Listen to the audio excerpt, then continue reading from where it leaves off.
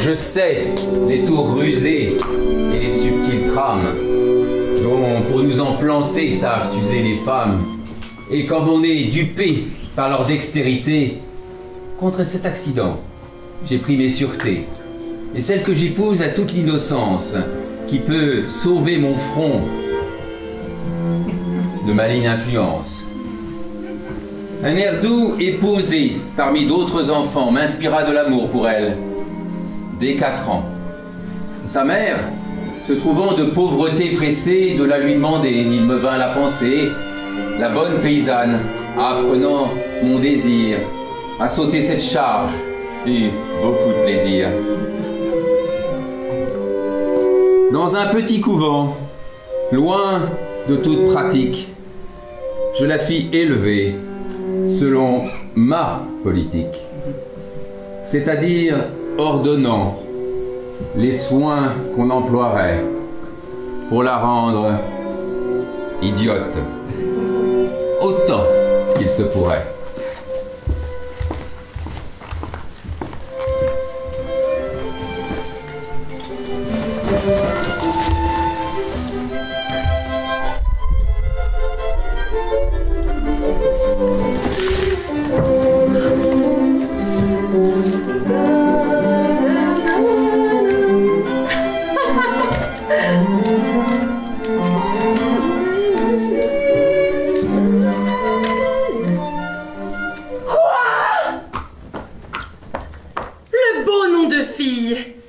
Titre, ma sœur, dont vous voulez quitter la charmante douceur.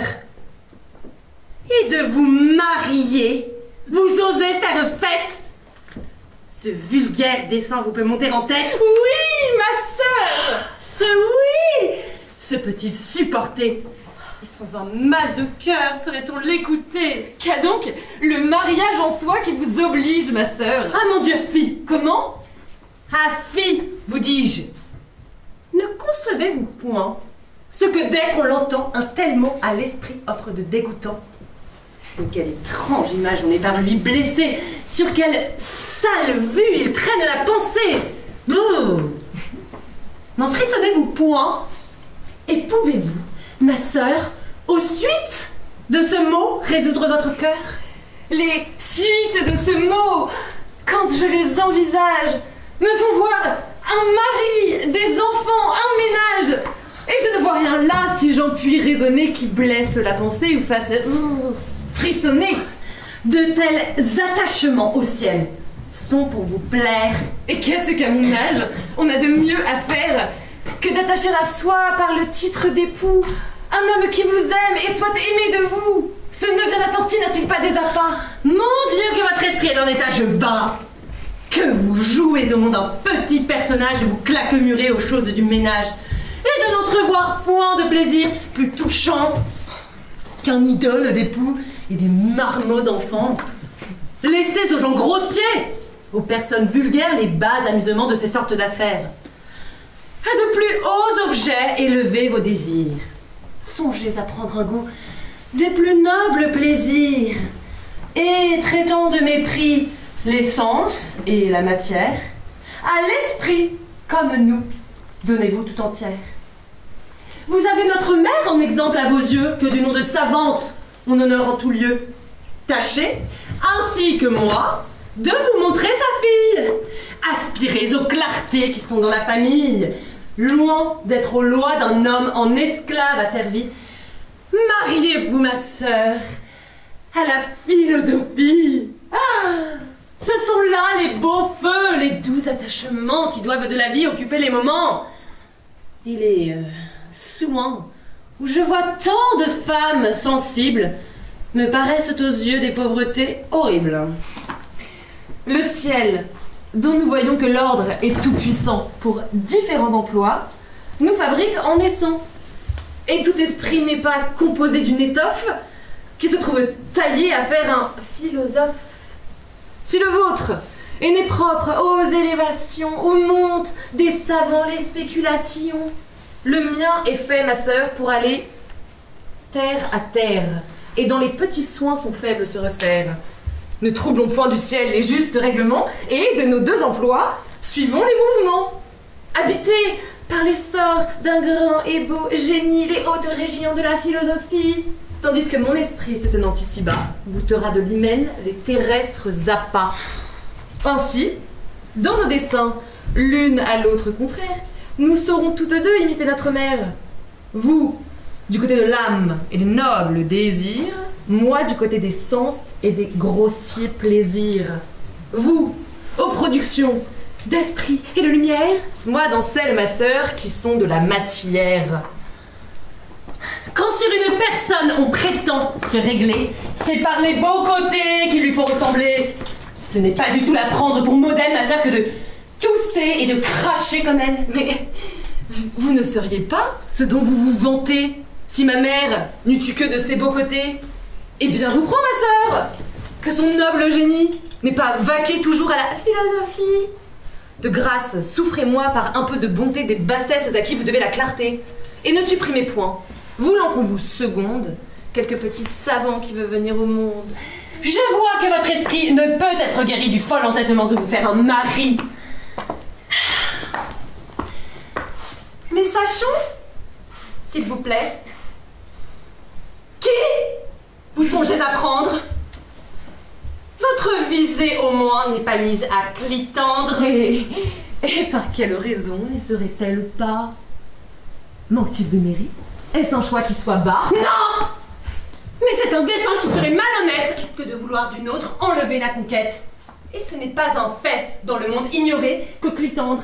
Et pour moi, hautement soupirer. Oui, mais tous ces soupirs chez vous sont choses vaines, et vous ne tombez point de bassesses humaines. Votre esprit à l'hymen renonce pour toujours, et la philosophie à toutes vos amours. Ainsi, n'ayant au cœur nul dessein pour clitandre, que vous importe-t-il que l'on puisse y prétendre?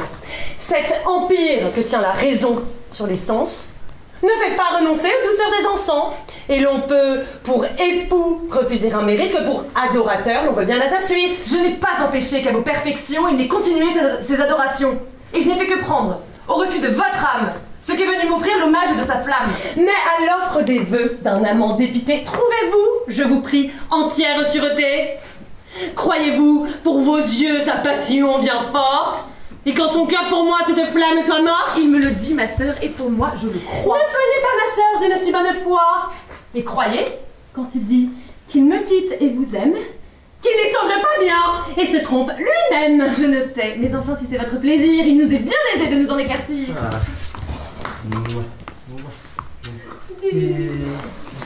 Pour me tirer d'un doute, ou me jette ma sœur entre elle et moi, clitandre, expliquez votre cœur. Non, non. Je ne veux point à votre passion imposer la rigueur d'une explication. Dans aucun embarras, un tel pas ne me jette. Et j'avouerai tout haut, d'une âme franche et nette, que les tendres liens où je suis arrêté, mon amour et mes vœux sont tous de ce côté. Qu'à nulle émotion cet aveu ne vous porte. Vous avez bien voulu les choses de la sorte. Vos attraits m'avaient pris et mes tendres soupirs vous ont assez prouvé l'ardeur de mes désirs. Mon cœur vous consacrait une flamme immortelle, mais vos yeux n'ont pas cru leur conquête assez belle. J'ai souffert sous leurs joues sans mépris différent. Ils régnaient sur mon âme en superbe tyran. Et je me suis cherché, lassé de tant de peines, des vainqueurs plus humains et de moins rudes chaînes. Et je les ai rencontrés, madame, dans ses yeux, et leurs traits à jamais me seront précieux. J'ose maintenant vous conjurer, madame, de ne vouloir tenter nul effort sur ma flamme et de ne point essayer à rappeler un cœur résolu de mourir dans cette douce ardeur. Hey! Qui vous dit, monsieur, que l'on ait cette envie et que de vous, enfin si fort, on se soucie? Je vous trouve plaisant de vous les figurer et bien impertinent de me le déclarer! Hé! Doucement, ma sœur! Où donc est la morale qui sait si bien régir la partie animale et retenir la bride aux efforts du courroux? Mais vous qui m'en parlez, d'où la pratiquez-vous? De répondre à l'amour que l'on vous fait paraître sans le congé de ceux qui vous ont donné l'être. Sachez que le devoir vous soumet à leurs lois, qu'il ne vous est permis d'aimer que par leur choix. Je rends grâce aux bontés que vous me faites voir de m'enseigner si bien les choses du devoir. Clitandre, prenez soin d'appuyer votre amour de l'agrément de ceux dont j'ai reçu le jour. Faites-vous sur mes vœux un pouvoir légitime et me donnez moyen de vous aimer sans crime. J'y vais de tous mes soins travailler hautement, et j'attendais de vous ce doux consentement. Vous triomphez, ma sœur, et faites une mine à vous imaginer que cela me chagrine. Moi, ma sœur? Point du tout. Je sais que sur vos sens, les droits de la raison sont toujours tout puissants. Loin de vous soupçonner d'aucun chagrin, je crois qu'ici vous daignerez vous employer pour moi. Appuyez sa demande, et de votre suffrage, pressez l'heureux moment de notre mariage. Je vous en sollicite et pour y travailler... Votre petit esprit se mêle de railler. À répondre à cela, je ne daigne descendre. Et ce sont ceux discours qu'il ne faut pas entendre. C'est fort bien fait à vous. Et vous nous faites voir des modérations qu'on ne peut concevoir. Votre sincère aveu ne l'a pas peu surprise. Elle mérite assez une telle franchise, et toutes les hauteurs de sa folle fierté sont dignes tout au moins de ma sincérité. Mais puisqu'il m'est permis, je vais à votre père, madame. Le plus sûr est de gagner ma mère. Mon père est d'une humeur à consentir à tout, mais il met peu de poids aux choses qu'il résout. Et il a reçu du ciel certaines bontés d'âme qui le soumet d'abord à ce que veut sa femme. C'est elle qui gouverne, et d'un ton absolu, elle dicte pour loi ce qu'elle a résolu. Je voudrais bien vous voir pour elle et pour ma tante une âme, je l'avoue, un peu plus complaisante. Mon cœur n'a jamais pu, tant il est né sincère. Même dans votre sœur flatter leur caractère. Et les femmes docteurs ne sont point de mon goût. Je consens qu'une femme ait des clartés de tout. Mais je ne lui veux point la passion choquante de se rendre savante afin d'être savante. Je respecte beaucoup madame votre mère, mais je ne puis du tout approuver sa chimère et me rendre l'écho des choses qu'elle dit. Aux encens qu'elle donne à son héros d'esprit, son monsieur Trissotin me chagrine, m'assomme, et j'enrage de voir qu'elle estime un tel homme, qu'elle nous mette au rang des grands et beaux esprits, un benet dont partout on siffle les écrits. Des écrits, des discours, tout m'en semble ennuyeux. Et je me trouve assez, et vos goûts et vos yeux, mais comme sur ma mère et la grande puissance, il vous faut vous forcer à quelque complaisance. Oui, vous avez raison. Mais monsieur Trissotin m'inspire au fond de l'âme un dominant chagrin. Et je ne puis consentir, pour gagner ses suffrages, à me déshonorer en prisant ses ouvrages. C'est par eux qu'à mes yeux il a d'abord paru, et je le connaissais avant que l'avoir vu. Je vis dans le fatras des écrits qu'il nous donne ce qu'étale en tout lieu sa pédante personne, la constante hauteur de sa présomption, cette intrépidité de bonne opinion, cette indolente état de confiance extrême qui le rend en tout temps si content de soi-même. C'est avoir de bons yeux que de voir tout cela. Jusque à sa figure encore la chose à là. Et je vis par les vers qu'à la tête il nous jette, de quel air il fallait que fût fait le poète. Et j'en avais si bien deviné tous les traits, que rencontrant un homme un jour dans le palais, je gageais que c'était Trissotin en personne. Et je vis qu'en effet la gageure était bonne. Quel conte! Non, je dis la chose comme elle est. Mais je vois votre tante. Agréez s'il vous plaît que mon cœur lui déclare ici notre mystère et gagne sa faveur auprès de votre mère.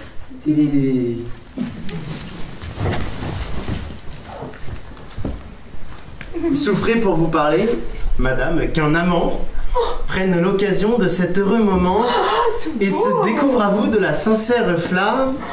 Gardez-vous de m'ouvrir trop votre âme.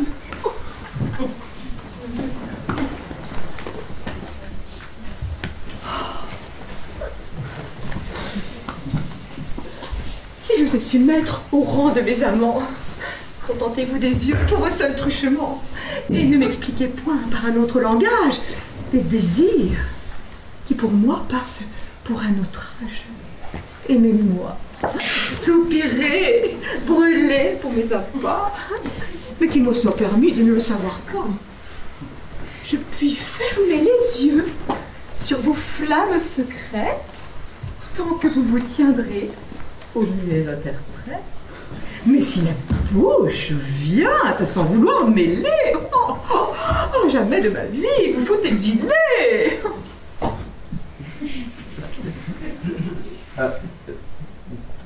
Des projets de mon cœur ne prenaient point d'alarme. Henriette, madame, est l'objet qui me charme, et je viens ardemment conjurer vos bontés de seconder l'amour que j'ai pour ces beautés. Ah, certes. Le détour est d'esprit, je l'avoue. Ce subtil faux fuyant mérite qu'on le loue. Et dans tous les romans où j'ai jeté les yeux, je n'ai rien rencontré de plus ingénieux. Ceci n'est point du tout un trait d'esprit, madame. Et c'est un pur aveu de ce que j'ai dans l'âme. Les cieux, par les liens d'une immuable ardeur, aux beautés d'Henriette, ont attaché mon cœur. Henriette me tient sous son aimable empire, et l'hymen d'Henriette est le bien où j'aspire. Vous y pouvez beaucoup, et tout ce que je veux, c'est que vous y daigniez favoriser mes vœux. Je vois où doucement veut aller la demande. Et je sais sous ce nom ce qu'il faut que j'entende. La figure est à droite. Et pour n'en point sortir, aux choses que mon cœur m'offre à vous repartir, je dirais qu'Henriette a l'hymen est rebelle. Mais que sans rien prétendre, il faut brûler pour elle. Eh, madame, à quoi bon un pareil embarras? Et pourquoi voulez-vous penser ce qui n'est pas? Mon Dieu, point de façon, cessez de vous défendre de ce que vos regards m'ont souvent fait entendre.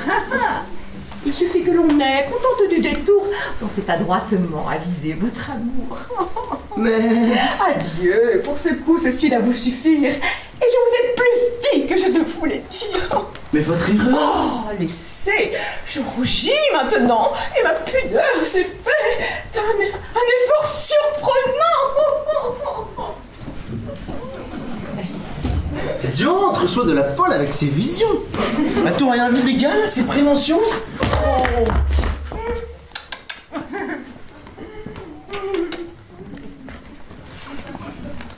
Allons commettre un autre soin que l'on me donne et prenons le secours d'une sage personne.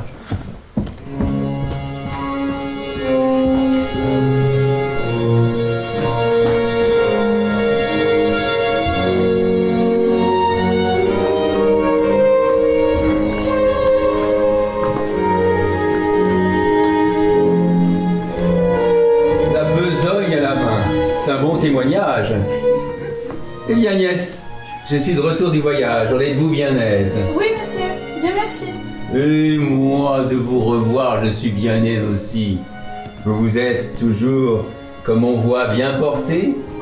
Or les puces, qui m'ont la nuit inquiété. Ah, vous aurez dans peu quelqu'un pour les chasser. Vous me ferez plaisir. Je le puis bien penser. Ah, voilà qui va bien. Allez, montez là-haut. Ne vous ennuyez point, je reviendrai tantôt. Et je vous parlerai d'affaires importantes. Héroïnes du temps, mesdames les savantes, pousseuses de tendresse et de beaux sentiments, je défie à la fois tous vos vers, vos romans, vos lettres, billets doux, toute votre science, de valoir cette honnête et pudique ignorance.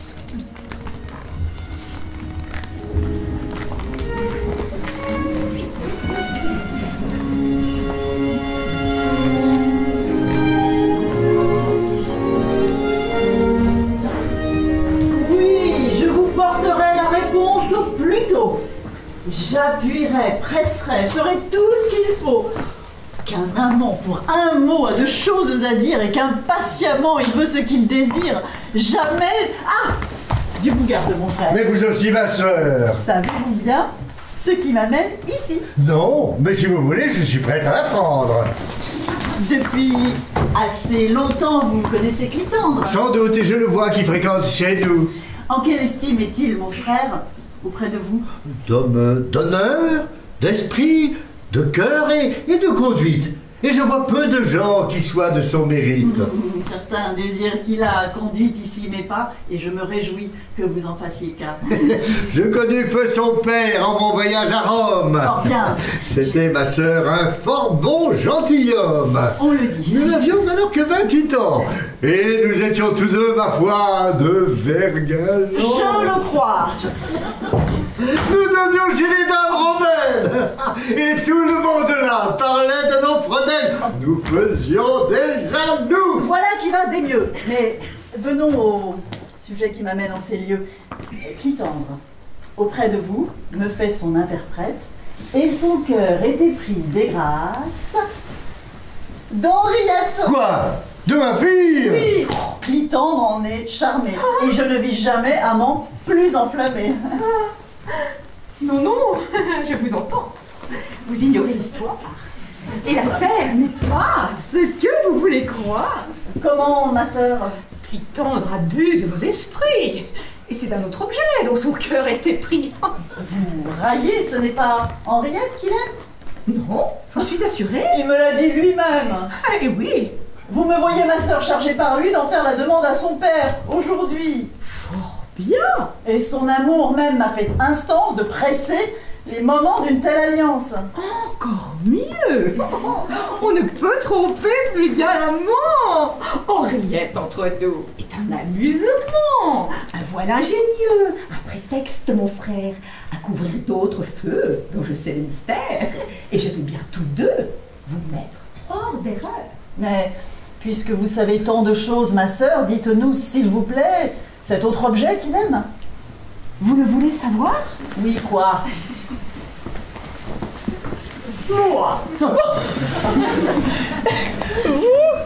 Moi-même. Ah, hé, ma sœur.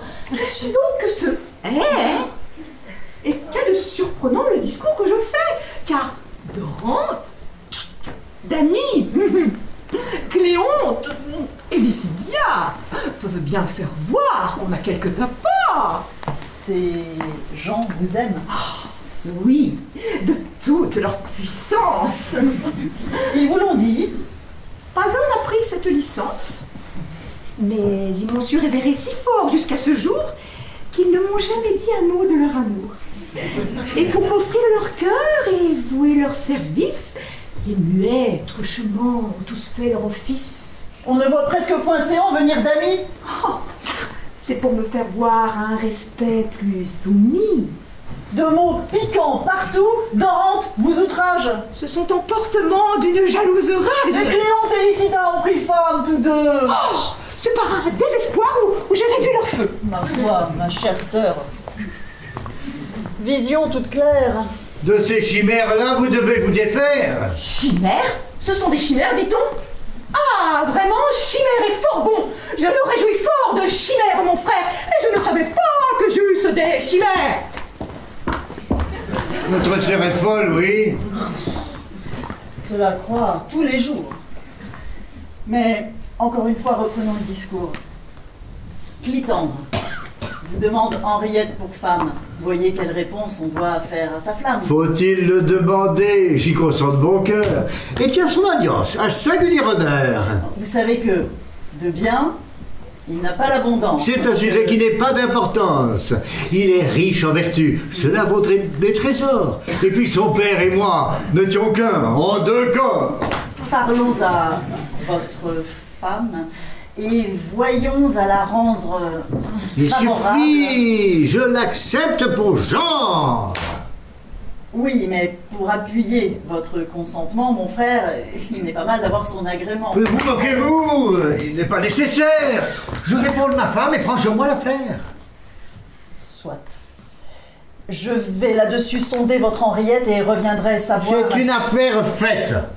Et je vais à ma femme en parler sans délai. Me voilà bien chanceuse, hélas! L'on dit bien vrai! Qui veut noyer son chien l'accuse de la rage! Et service d'autrui n'est pas un héritage! Qu'est-ce donc? Et qu'avez-vous, Martine? Ce que j'ai? Oui? Je condamne aujourd'hui mon congé, monsieur! Votre congé? Oui, Madame me chasse. Comment j'entends pas cela? On me menace. Si je ne sors le désir, me voyez sans coup. Non, vous demeurerez. Je suis content de vous. Ma femme, bien souvent, a la tête un peu chaude et je ne veux pas, moi. Quoi? Je vous vois, maraude. Vite, sortez, friponne, allons quitter ces lieux. Et ne vous présentez jamais devant mes yeux. Allez. Non, c'en est fait. Tout doux. Je veux qu'elle sorte. Mais qu'a-t-elle commis pour vouloir de la sorte? Quoi? Vous la soutenez? En aucune façon. Prenez-vous son parti contre moi? Je n'égare. Je ne fais seulement que demander son crime. Suis-je pour la chasser sans cause légitime? Je ne dis pas cela. Mais il faut de nos gens. Non! Elle sortira, vous dis-je, de Séant. Eh bien oui. Vous dit-on quelque chose là contre? Je ne veux point d'obstacle au désir que je montre. D'accord. Et vous devez, en raisonnable époux, être pour moi contre elle et prendre mon courroux. Aussi fais-je. Oui, ma femme avec raison vous chasse, coquine, et votre crime est indigne de grâce. Mais qu'est-ce donc que j'ai fait? Mais ma foi, je ne sais pas. Elle est d'humeur à n'en faire encore caca. A-t-elle, pour donner matière à votre haine, cassé quelques miroirs ou quelques porcelaines? Non. Voudrais-je la chasser? Vous figurez-vous que pour si peu de choses, on se met en courroux? Qu'est-ce à dire? L'affaire est donc considérable? Sans doute. Me voit-on, femme déraisonnable? Est-ce qu'elle a laissé d'un esprit négligent dérober quelques guerres ou quelques plats d'argent? C'est pire que tout cela. Pire que tout cela? Pire. Comment? Diantre, friponne, a-t-elle commis? Elle a d'une insolence à nulle autre pareille après 30 leçons insulté mon oreille par l'impropriété d'un mot sauvage et bas qu'en termes décisifs condamne vos jeux-là. Est-ce là? Quoi? Malgré toutes nos remontrances, heurtez toujours les fondements de la science? Du plus grand des forfaits, je la croyais coupable. Quoi? Vous ne trouvez pas ce crime impardonnable? Si fait. Je voudrais bien que vous l'excusassiez. Je les garde. Oh, il est vrai que ce sont des pitiés. Toute construction est par elle détruite, et des lois du langage, on la 100 fois instruite. Ce que vous prêchez, je crois bel et bon, mais je ne saurais moi parler votre jargon. L'impudente! Appeler un jargon le langage fondé sur la raison et sur le bel usage? Quand on se fait entendre, on parle toujours bien, et vos vieux dictons ne servent pas de lien. Eh bien, ne voilà pas encore de son style. Ne servent pas de rien. Oh, cervelle indocile. Faut-il qu'avec les soins qu'on prend incessamment, on ne te puisse apprendre à parler congrument? Oh, deux pas, mais avec rien. Tu fais la récidive, et c'est comme on t'a dit, trop d'une négative. Mon Dieu, je n'avons pas éduqué comme vous, et je parle tout droit comme on parle chez nous. Oh, peut-on y tenir? Oh, quel solécisme horrible. En voilà pour tuer une oreille sensible. Ton esprit est bien matériel. Je n'est qu'un singulier. Avons est pluriel. Vas-tu toute ta vie offenser la grammaire? Qui parle d'offenser grand-mère ni grand-père? La grammaire, du verbe et du nominatif comme de l'adjectif avec son substantif, nous enseigne ces lois. J'ai madame à vous dire que je ne connais point ces gens-là. Oh, quel martyr! Va, ne l'irrite point. Retire-toi, Martine. Comment? Vous avez peur d'offenser la coquine? Vous lui parlez d'un ton tout à fait obligeant. Moi, point!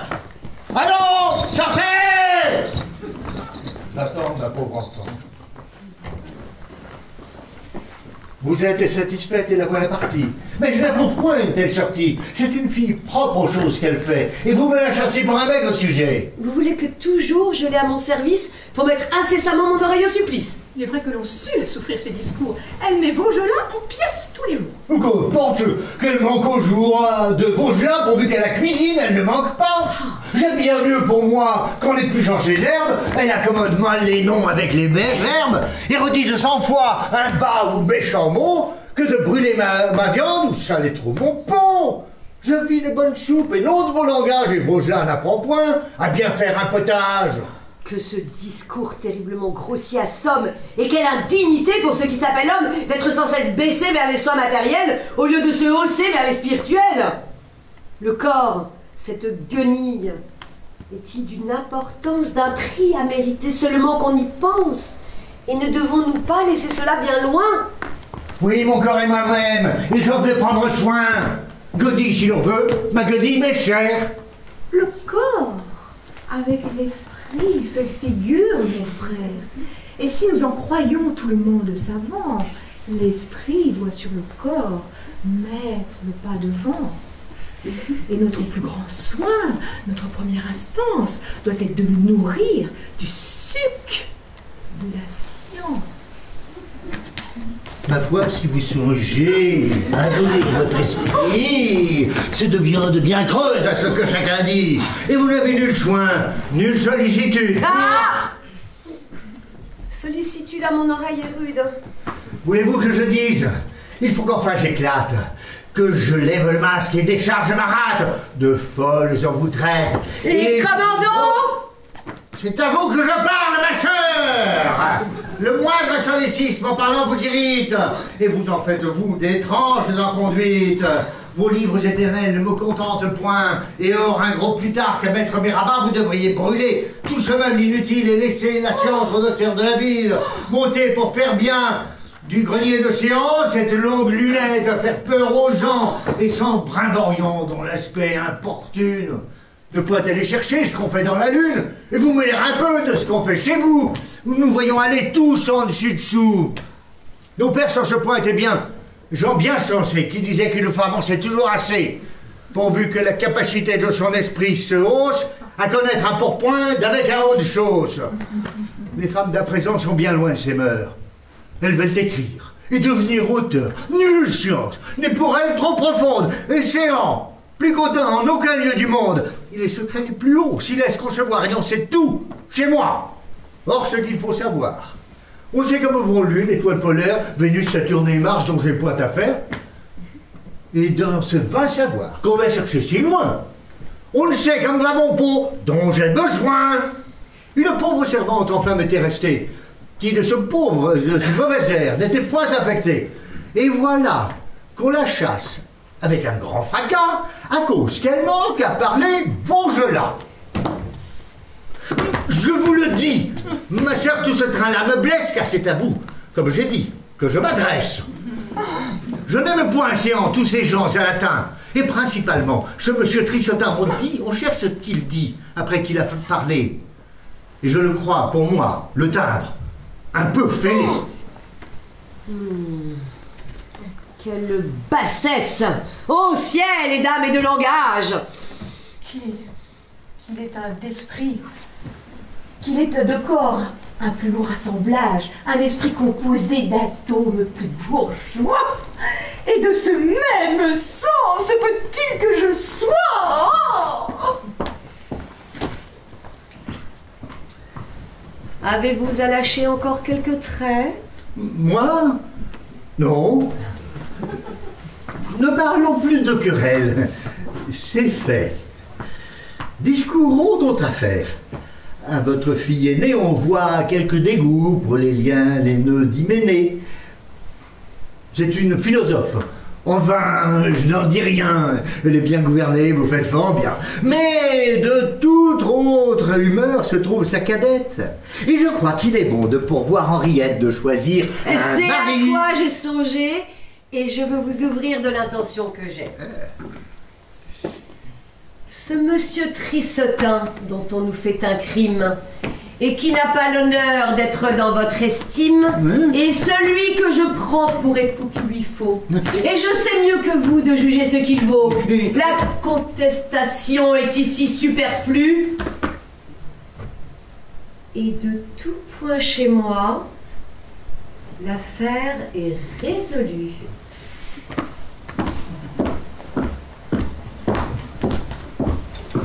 Eh bien, la femme sort, mon frère, et je vois bien que vous venez d'avoir ensemble un entretien. Oui. Quel est le succès? Aurons-nous Henriette? A-t-elle consenti? L'affaire est-elle faite? Pas tout à fait encore. Refuse-t-elle? Non. Est-ce qu'elle balance? En aucune façon. Quoi donc? C'est que... Pour gendre, elle m'offre un autre homme. Un autre homme pour gendre? Un autre... Qui se nomme? Monsieur Trissotin. Quoi? Ce monsieur Trissotin? Oui, celui qui parle toujours de mes de latin. Vous l'avez accepté? Mon Dieu, non, elle me plaise. Qu'avez-vous répondu? Rien. Et je suis bien aise de n'avoir point parlé pour ne m'engager pas. La raison est fort belle. C'est faire un grand pas. Avez-vous su du moins lui proposer qu'y tendre? Non, car comme j'ai vu qu'on parlait d'autres genres, j'ai cru qu'il était bon de ne m'avancer point. Certes, votre prudence est rare au dernier point. N'avez-vous point de honte avec votre mollesse? Et se peut-il qu'un homme ait assez de faiblesse pour laisser à sa femme un pouvoir absolu et n'oser attaquer ce qu'elle a résolu? Mon Dieu, vous en parlez, ma chère bien la votre et vous ne savez pas comme le bruit me pèse. J'aime fort le repos, la paix, la douceur, et ma femme est terrible avec son humeur.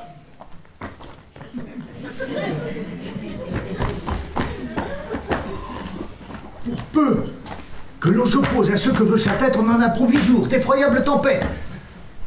Elle me fait trembler dès qu'elle prend son ton. Je ne sais où me mettre et c'est un vrai dragon.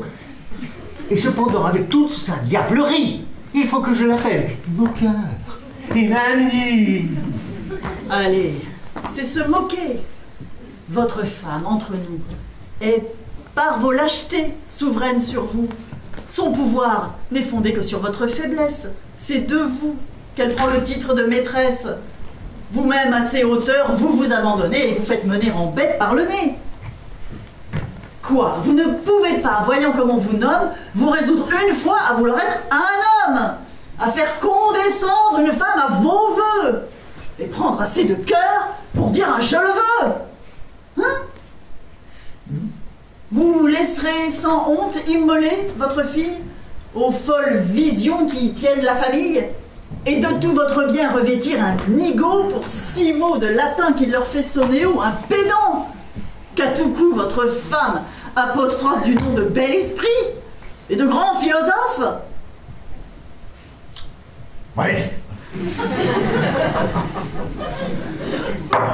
Vous avez raison. Et je vois que j'ai tort. Allons, ma soeur, il faut montrer un corps plus fort. C'est fort bien dit. C'est une chose infâme que d'être si soumis au pouvoir d'une femme. Fort bien. De ma douceur, elle a trop profité. Il est vrai. Trop joui de ma facilité. Sans doute. Et je lui veux faire aujourd'hui connaître que ma fille est ma fille et que j'en suis le maître pour lui prendre un époux qui soit selon mes vœux. Vous voilà raisonnable. Et comme je vous veux. Vous êtes pour qui tendre. Et savez, ça demeure. Faites-le moi venir, ma sœur, tout à l'heure. J'y cours, tout de ce pas. C'est souffrir trop longtemps. Et je m'en vais être homme. À la barbe des gens.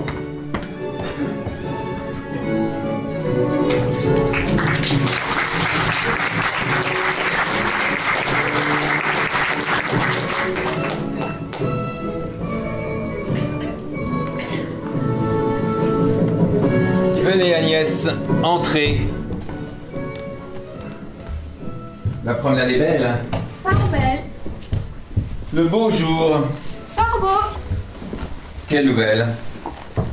Le petit chat est mort. C'est dommage, mais quoi?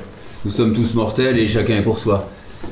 Le monde, chère Agnès, est une étrange chose.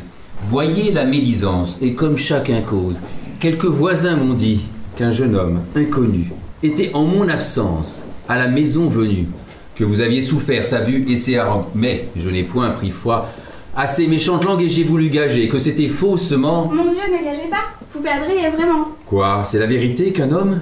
Chose sûre, il n'a presque bougé de chez nous, je vous jure.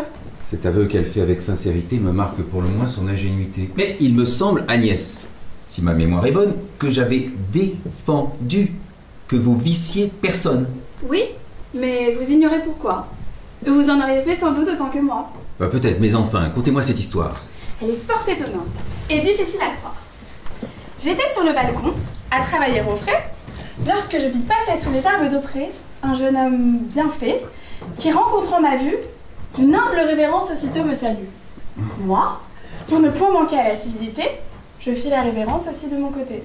Soudain, il me fait une autre révérence.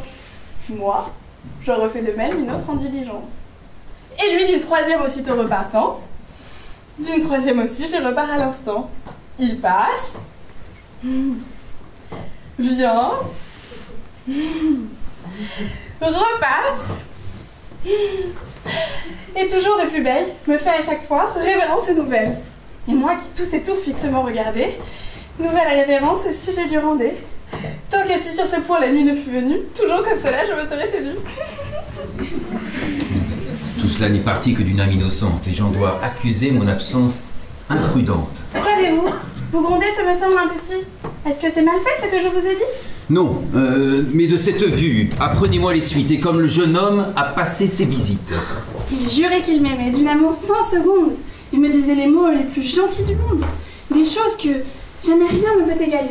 Et dont toutes les fois où je l'entends parler, la douceur me chatouille et là-dedans remue un certain je ne sais quoi dont je suis tout émue.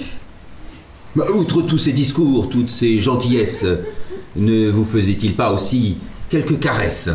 Attends, il me prenait et les mains et les bras. Et de me les baiser, il n'était jamais là. Ne vous a-t-il point pris, Agnès, quelque autre chose? Il m'a... Quoi? Pris... Hein? Le... Plaît-il? Ah, je n'ose et vous fâcherez peut-être contre moi. Non! Si, fait! Mon Dieu, non! Jurez donc votre foi! Ma foi, soit! Il m'a pris... Vous serez en colère. Non! Si! Non, non, non! Diantre, que de mystère! Qu'est-ce qui vous a pris? Il... Oh, je souffre en damné. Il m'a pris le ruban que vous m'aviez donné. À vous dire le vrai, je n'ai pu m'en défendre. Passe pour le ruban. Mais je vous les apprends, s'il n'avait rien fait que de vous baiser les bras. Comment? Est-ce qu'on fait d'autre chose? Non pas! De votre innocence, Agnès, c'est un effet. Je ne vous en dis mot. Ce qui s'est fait est fait. Je sais, qu'en vous flattant, le galant ne désire que de vous abuser. Et puis après, sans rire. À point, il me l'a dit plus de 20 fois à moi. Oh, vous ne savez pas ce que c'est que sa foi. Mais enfin, apprenez qu'accepter des cassettes et de ces beaux blondins écouter des sornettes, que se laisser par eux à force de langueur, baiser ainsi les mains et chatouiller le cœur est un péché mortel, des plus gros qu'il se fasse. Un péché, dites-vous? Et la raison de grâce? La raison est l'arrêt prononcé que par ses actions, le ciel est courroucé. Courroucé? Mais pourquoi faudrait-il qu'il s'en courrouce? C'est une chose, hélas, si plaisante et si douce. Oui, c'est un grand plaisir que toute cette tendresse, ces propos si gentils et ces douces caresses. Mais il faut en goûter qu'en toute honnêteté, et qu'en se mariant, le crime en soit ôté. N'est-ce plus un péché lorsque l'on se marie? Non. Mariez-moi donc promptement, je vous prie. Ah, si vous le souhaitez, je souhaite aussi. Et pour vous marier, l'on me revoit ici. Est-il possible? Oui. Que vous me ferez aise. Ah, je ne doute point que l'hymen ne vous plaise. Vous nous voulez, nous deux? Rien de plus assuré. Que si cela se fait, je vous caresserai. Et la chose sera de ma part réciproque. Ah, hélas, que je vous ai grande obligation. Et qu'avec qui j'aurai de satisfaction. Avec qui? Avec... là. Là? Là n'est pas mon compte. À choisir un mari, vous êtes un peu prompte. C'est un autre, en un mot, que je vous tiens tout près. Et quant monsieur là, je prétends, s'il vous plaît, dû le mettre au tombeau le mal dont il vous berce, qu'avec lui désormais, vous rompiez tout commerce. Mais là, s'il est si bien fait... Ah, que de langage! Mais je n'aurai pas le cœur! Point de bruit davantage, montez là-haut. Mais quoi voulez-vous? C'est assez, je suis maître. Je parle. Allez, obéissez.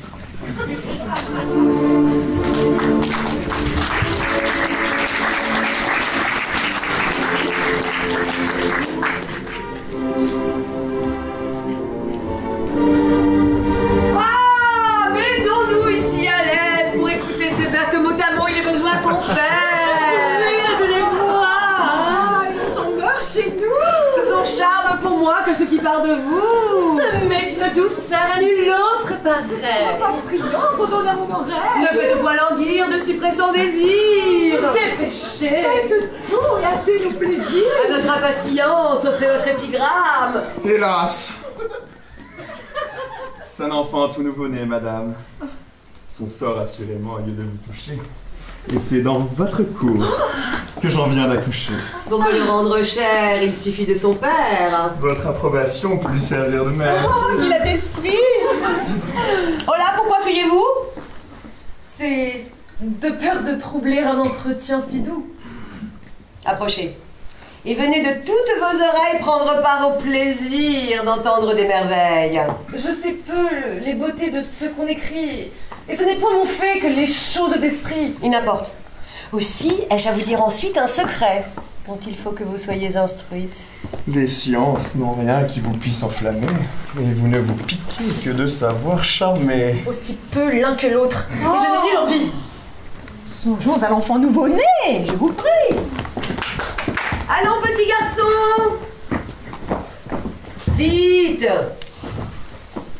De quoi s'asseoir?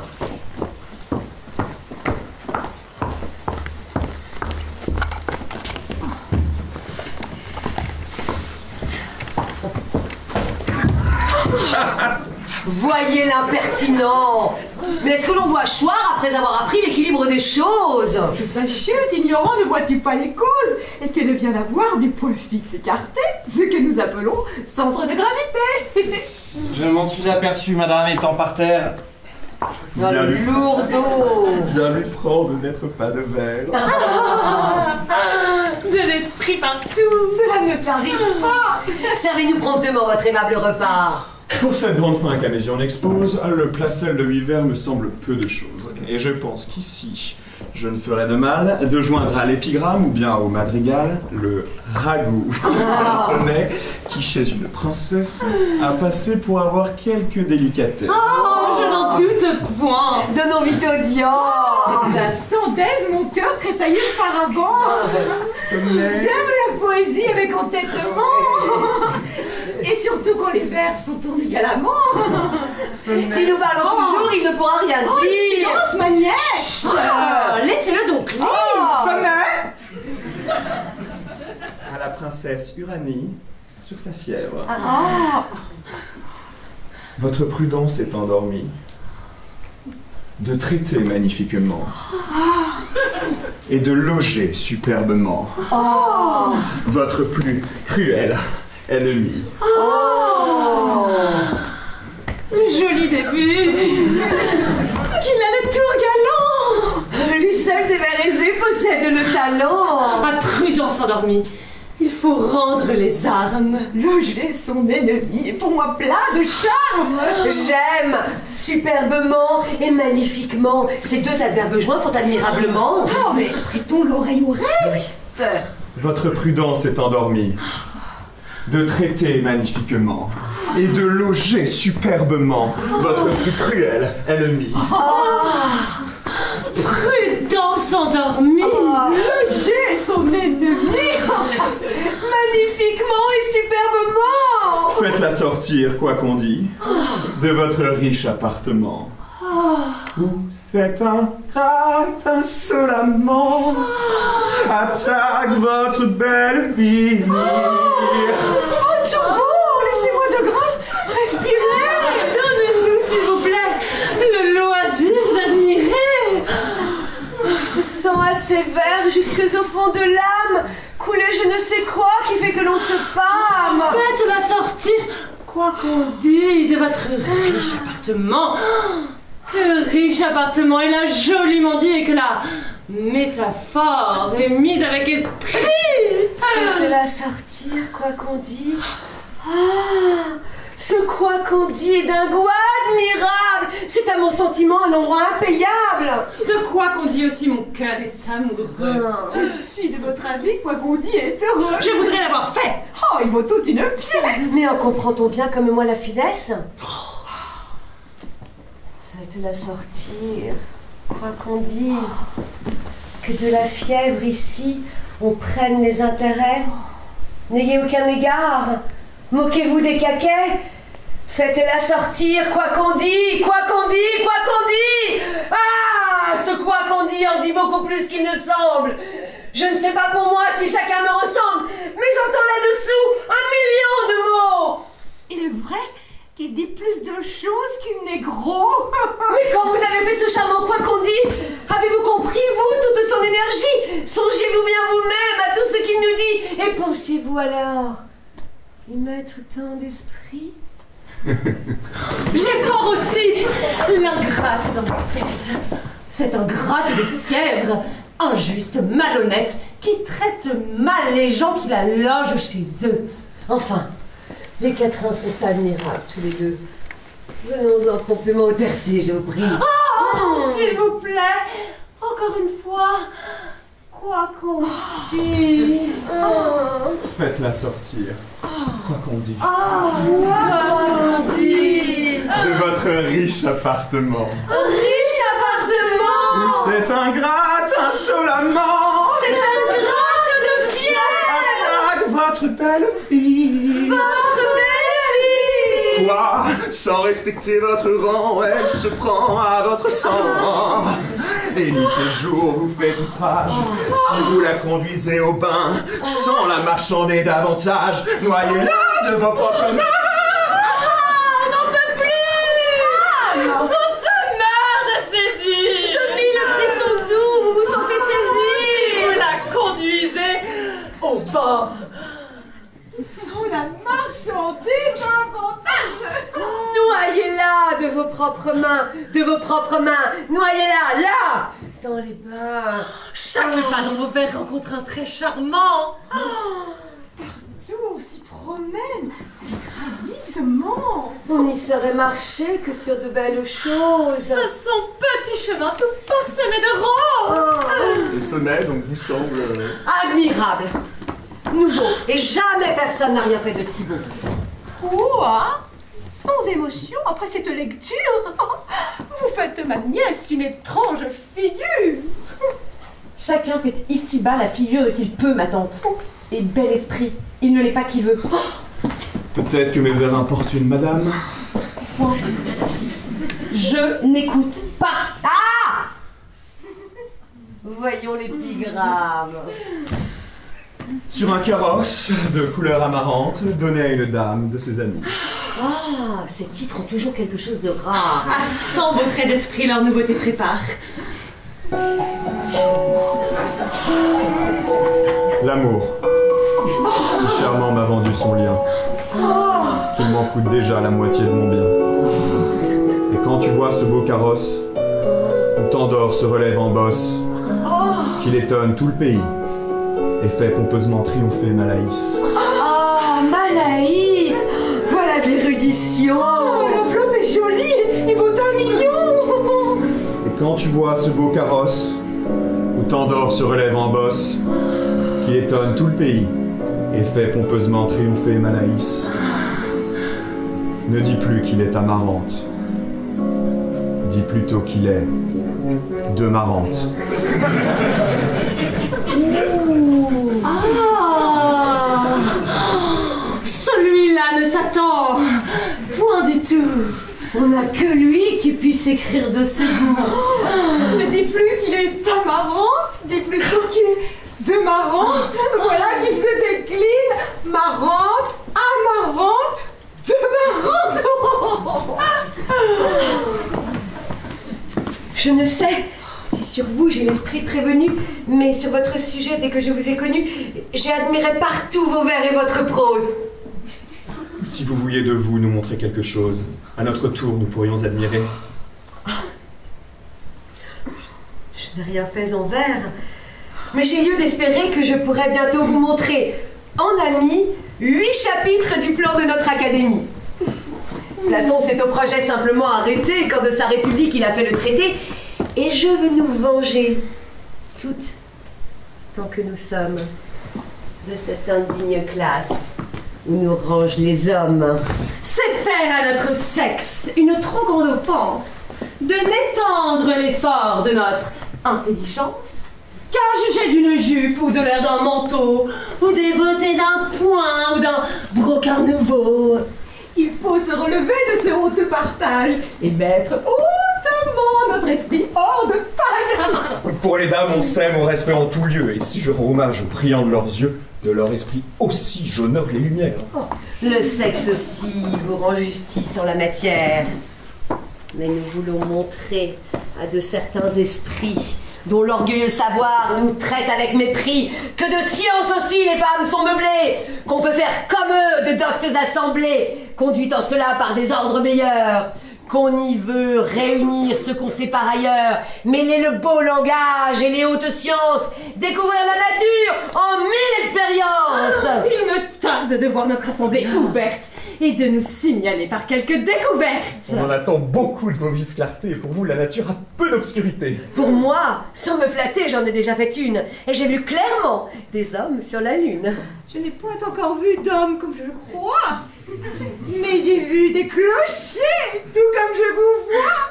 Nous approfondirons, ainsi que la physique, grammaire, histoire, vers, morale et politique. La morale aussi a des traits dont mon cœur était pris, et c'était autrefois l'amour des grands esprits.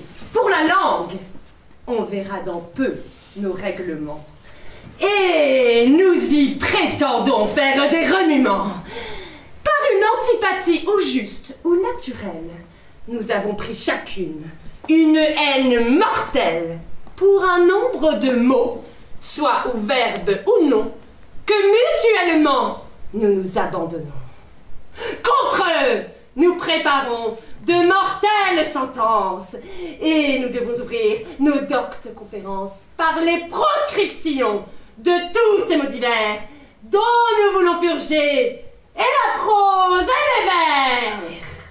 Mais le plus beau projet de notre académie, une entreprise noble et dont je suis ravie, un dessein plein de gloire et qui sera vanté chez tous les beaux esprits de la postérité, c'est le retranchement de ces syllabes sales qui dans les plus beaux mots provoquent des scandales, ces sources d'amas d'équivoques infâmes dont on vient faire insulte à la pudeur des femmes. Voilà certainement d'admirables projets. Vous connaissez nos statuts quand ils seront tous faits.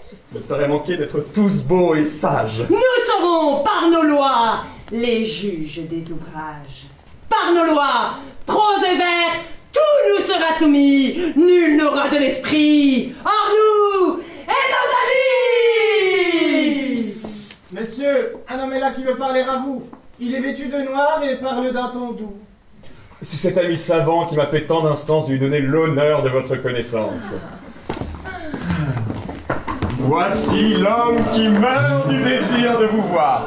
En vous le conduisant, je ne crains pas le blâme d'avoir admis chez vous un profane, madame. Il peut tenir son coin parmi de beaux esprits. La main qui le présente en dit assez le prix. Il a des vieux auteurs, la pleine intelligence. Et c'est du grec autant comme de France. Oh, du grec, quoi, du grec, et c'est du grec, ma sœur. Du grec, du sang. Quoi, monsieur, c'est du grec. Oh, permettez, monsieur, de grâce, pour l'amour du grec. On vous embrasse.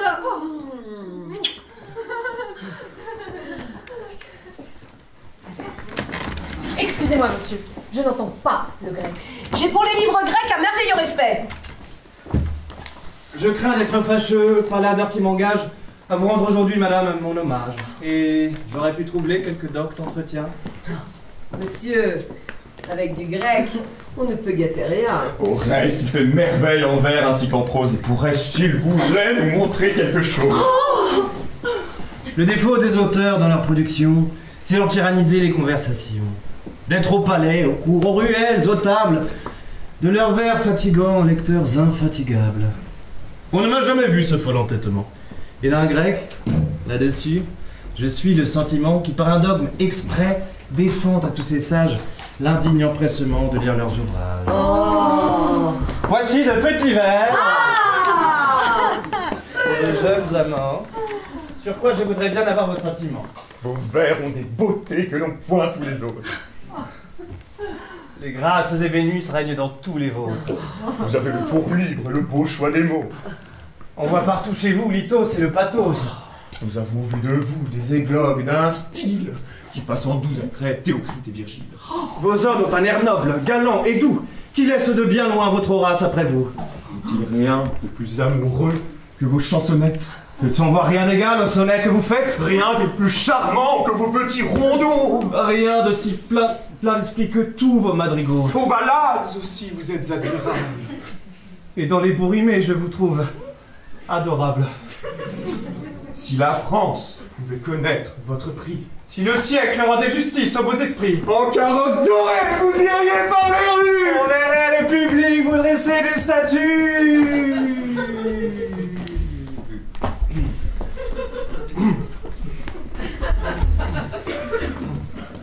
C'est une balade.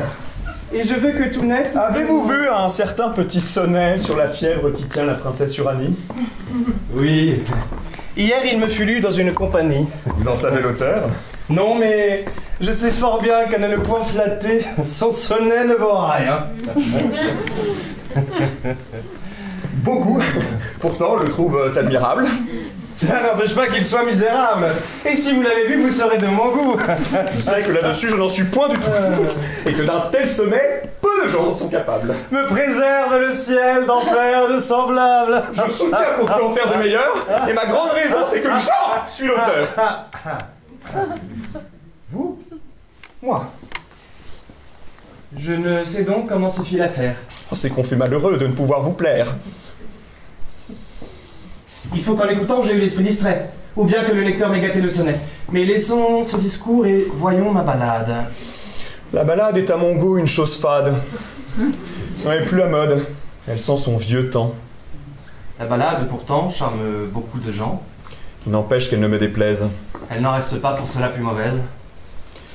Elle a pour les pédants de merveilleux appâts. Cependant, nous voyons qu'elle ne vous plaît pas. Vous donnez sottement vos qualités aux autres. Fort importunément, vous me jetez les vôtres. Allez, petits grimaud, barbouilleurs de papier.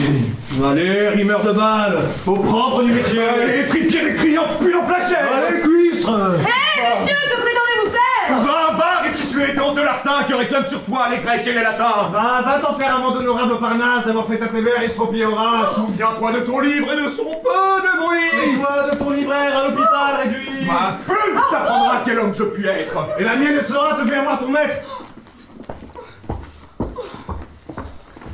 À mon emportement ne donne aucun blâme. C'est votre jugement que je défends, madame. Dans ce sonnet qu'il a l'audace d'attaquer. À vous remettre bien. Je me veux appliquer. Mais parlons d'autre affaire. Approchez, Henriette.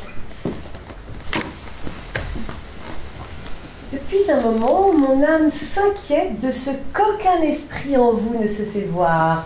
Mais je trouve un moyen de vous en faire avoir. C'est prendre un soin pour moi qui n'est pas nécessaire. Ces doctes entretiens ne sont pas mon affaire. C'est une ambition que je n'ai point en tête. Je me trouve fort bien, ma mère, d'être bête. Et j'aime mieux l'avoir que de communs propos que de me tourmenter pour faire de beaux mots. Oui, mais j'y suis blessée. Et cela n'est pas mon compte de souffrir dans mon sang pareille honte. Et la pensée enfin où mes voeux ont souscrit, c'est d'attacher à vous un homme plein d'esprit. Et cet homme est monsieur, que je vous détermine à voir comme époux que mon choix vous l'estime. Moi, ma mère! Oui, vous, faites la sorte un peu. Je vous entends, vos yeux demandent mon aveu. Pour engager ailleurs un cœur que je possède. Allez, je le veux bien, ce vœu, je vous cède. C'est un hymen qui fait votre établissement. Je ne sais que vous dire en mon ravissement. Et l'hymen dont je vois qu'on m'honore me mêle. Tout beau monsieur, il n'est pas encore fait, ne vous pressez pas tant. Comme vous répondez, savez-vous bien que si? Suffit, vous m'entendez? Elle se rendra sage. Allons, laissons-la faire.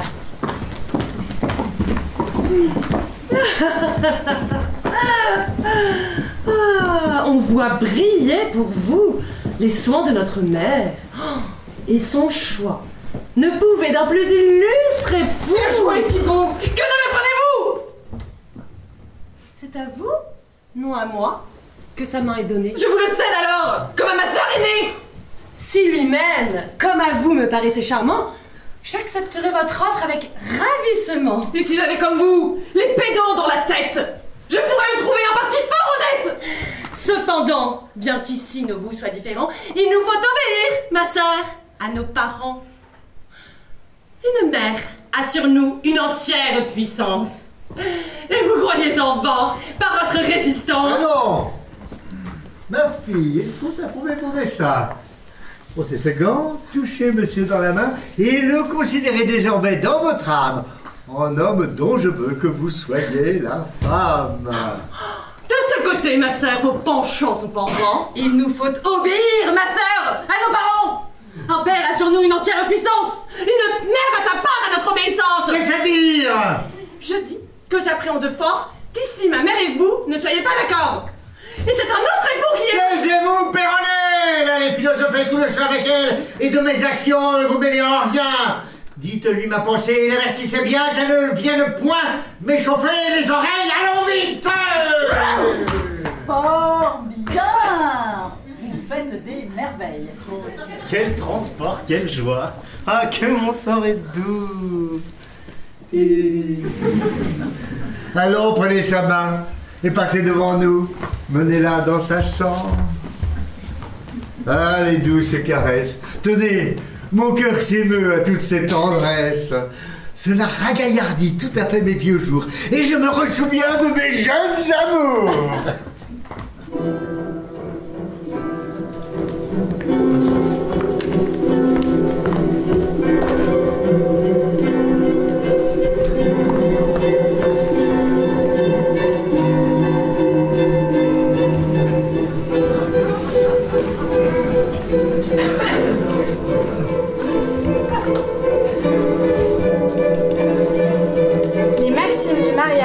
Ou les devoirs de la femme mariée avec son exercice journalier. Première maxime. Celle qu'un lien honnête fait entrer au lit d'autrui doit se mettre dans la tête, malgré le train d'aujourd'hui, que l'homme qui l'apprend ne l'apprend que pour lui. Je vous expliquerai ce que cela veut dire, mais pour l'heure présente, il ne faut rien que lire. Deuxième maxime. Elle ne se doit parer qu'autant que peut désirer le mari qui la possède. C'est lui que touche seul le soin de sa beauté, et pour rien doit être compté que les autres la trouvent laide. Troisième maxime. Loin ses études de yad, ses os, ses blancs, ses pommades, et 1000 ingrédients qui font des teints fleuris, à l'honneur tous les jours, ce sont drogues mortelles, et le soin de paraître belle se prennent peu pour les maris. Quatrième maxime. Sous sa coiffe en sortant, comme l'honneur leur donne, il faut que de ses yeux elle étouffe les coups, car pour bien plaire à son époux, elle ne doit plaire à personne. Cinquième maxime. Or, ceux dont au mari la visite se rend, la bonne règle défend de recevoir aucune âme. Ceux qui, de galante humeur, n'ont affaire qu'à madame, n'incommodent pas monsieur.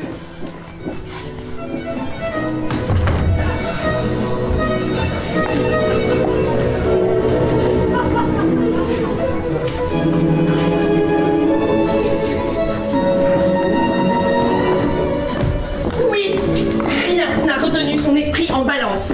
Elle a fait vanité de son obéissance et semblait suivre moins les volontés d'un père qu'affecter de braver les ordres d'une mère.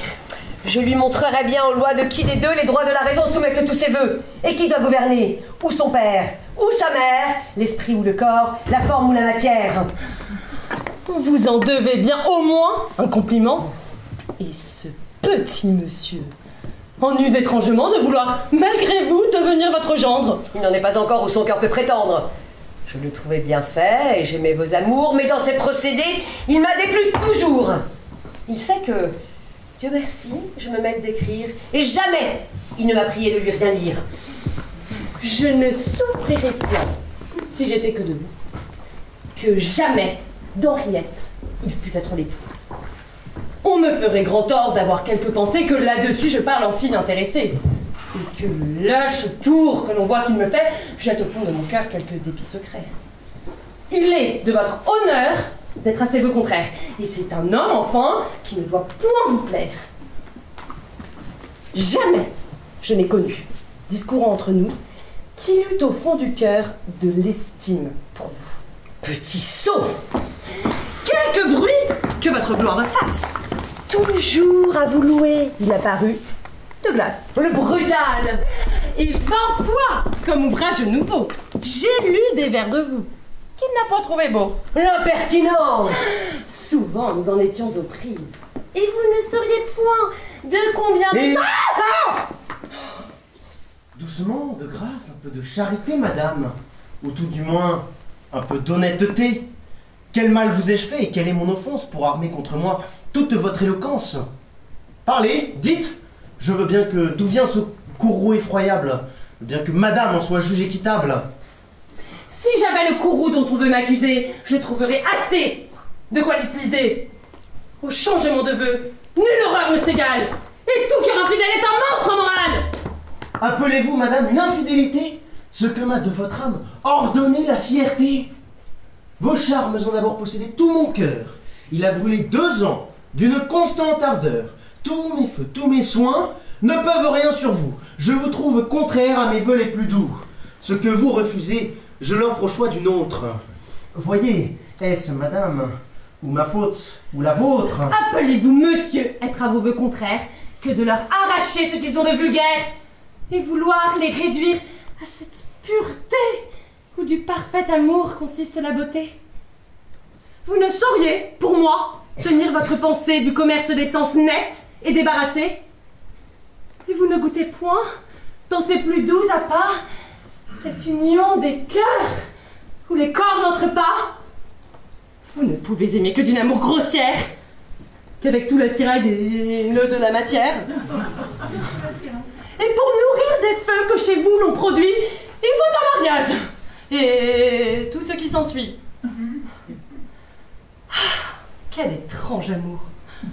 Et que les belles âmes sont bien loin de brûler de ces terrestres flammes.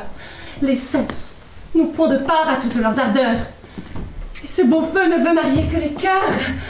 Comme une chose indigne, il laisse là le reste. C'est un feu pur et net, comme le feu céleste. On ne pousse avec lui que d'honnêtes soupirs, et l'on ne penche point vers les sales désirs. Ce n'est qu'à l'esprit seul que vont tous les transports, et l'on ne s'aperçoit jamais qu'on est un corps. Pour moi, par un malheur, je m'aperçois, madame, que j'ai, ne vous déplaise, un corps, tout comme une âme. Il n'est rien de plus beau, comme vous avez dit, que ces vœux épurés qui ne vont qu'à l'esprit. Mais ces amours pour moi sont trop subtilisés. Je suis un peu grossier comme vous m'accusez. J'aime avec tout moi-même. Et l'amour qu'on me donne en veut, je le confesse, à toute la personne. Eh bien, monsieur, eh bien, puisque, sans m'écouter, vos sentiments brutaux veulent se contenter, puisque pour vous réduire à des ardeurs fidèles, il faut des nœuds de chair, des chaînes corporelles, si ma mère le veut, je consens, je résous mon esprit à consentir pour vous à ce dont il s'agit.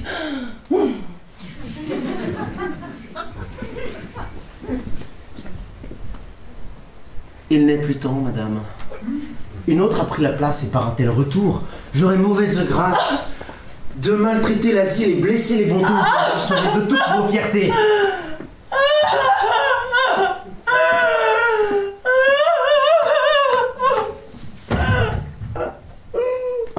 Mais enfin, monsieur, comptez-vous sur mon suffrage quand vous vous promettez cet autre mariage?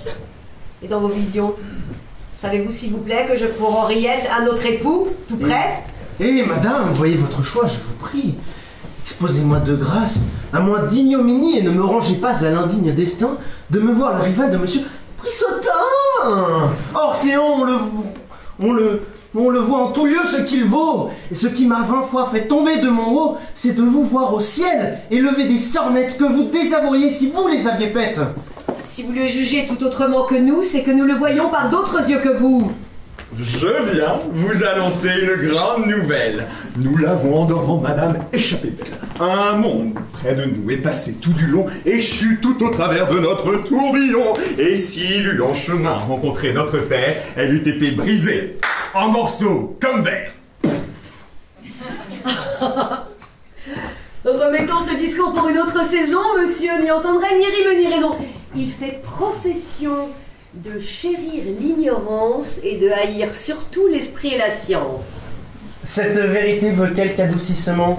Je m'explique que madame, je est seulement la science et l'esprit qui gâtent les personnes. Ce sont choses en soi qui sont belles et bonnes, mais j'aimerais mieux être au rang des ignorants que de me voir savant comme certaines gens.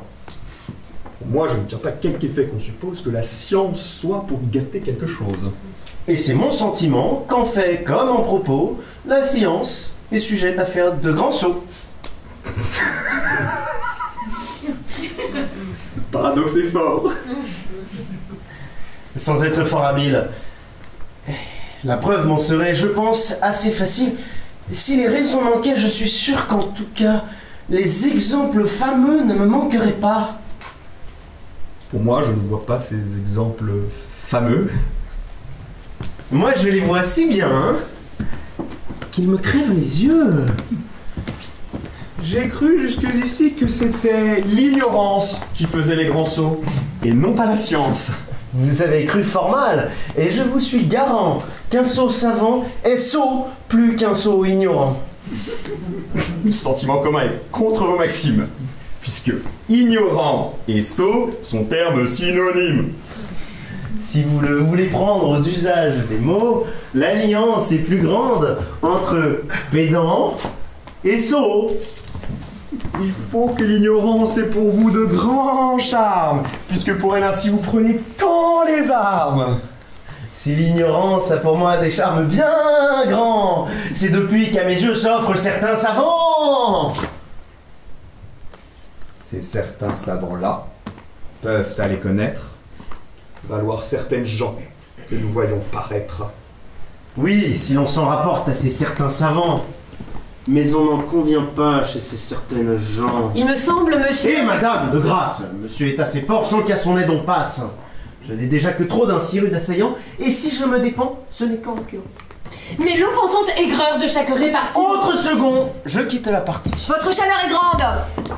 Et cet emportement de la nature en vous marque le mouvement. C'est le nom de rival qui dans votre âme excite. Le savant qui tantôt vous a rendu visite et de qui j'ai l'honneur de me voir le valet, vous exhorte, madame, à lire ce billet.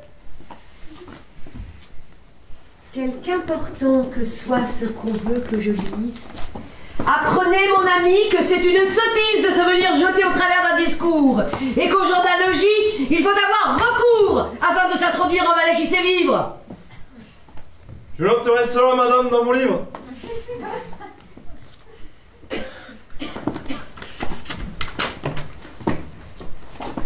Trissotin s'est vanté, madame, qu'il épouserait votre fille. Je vous donne avis que sa philosophie n'en veut qu'à vos richesses, et que vous ferez bien de ne point conclure ce mariage, que vous n'ayez vu le poème que je compose contre lui.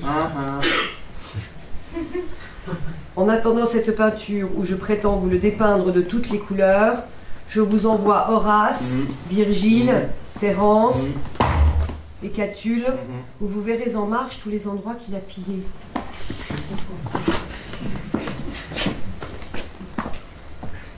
Voilà sur cet hymen que je m'étais promis un mérite attaqué de beaucoup d'ennemis. Reportez tout cela sur l'heure à votre maître. Et lui dites qu'afin de lui faire connaître quel grand état je fais de ces nobles avis, et comme je les crois dignes d'être suivis, dès ce soir, à monsieur, je marierai ma fille. Vous, monsieur, comme ami de la famille, assignez le contrat, vous pouvez assister, et je vous y viens bien de ma part inviter. Henriette, prenez soin d'envoyer au notaire et d'aller avertir votre sœur de toute l'affaire. Pour avertir ma sœur, il n'en est pas besoin. Et monsieur, que voilà, saura prendre le soin de courir lui porter bientôt cette nouvelle et disposer son cœur à vous être rebelle. Nous verrons bien qui sur elle aura le plus de pouvoir, et si je la saurai réduire à son devoir.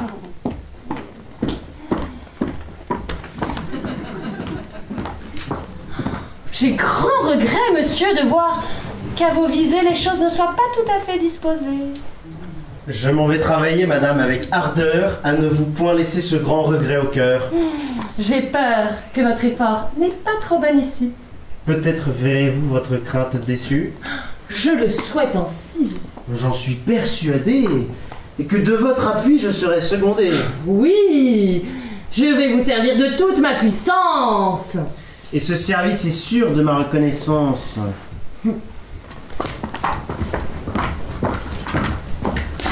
Sans votre appui, monsieur, je serais malheureux. Madame, votre femme, a rejeté mes vœux et son cœur prévenu veut trissotin pour gendre. Mais quelle fantaisie a-t-elle donc pu prendre? Mais pourquoi vous diantre vouloir ce monsieur trissotin? C'est par l'honneur qu'il a de rimer à latin qu'il a sur son rival emporté l'avantage. Elle veut dès ce soir faire ce mariage. Dès ce soir? Dès ce soir. Et dès ce soir, je veux vous marier, vous deux. Pour dresser le contrat, elle envoie notaire. Et je le vais quérir pour celui qu'il doit faire. Et madame doit être instruite par sa sœur de l'hymen où l'on veut qu'elle apprête son cœur. Et moi, je lui commande avec pleine puissance d'apprêter sa main à cette autre alliance. Ah, je leur ferai voir si, pour donner la loi, il est dans ma maison d'autres maîtres que moi. Nous allons revenir. Songez à nous attendre. Allons, suivez mes pas, ma sœur. Et vous, mon gendre. Hélas, dans cette humeur, conservez-le toujours. J'emploierai toute chose à servir vos amours. Quelques secours puissants compromettent à ma flamme. Mon plus solide espoir, c'est votre cœur, madame. Pour mon cœur, vous pouvez vous assurer de lui. Je ne puis qu'être heureux quand j'aurai son appui. Je vais tout essayer pour nos feux les plus doux, et si tous mes efforts ne me donnent à vous, il est une retraite où notre âme se donne qui m'empêchera d'être à toute autre personne. Veuille le juste ciel me garder en ce jour de recevoir de vous cette preuve d'amour.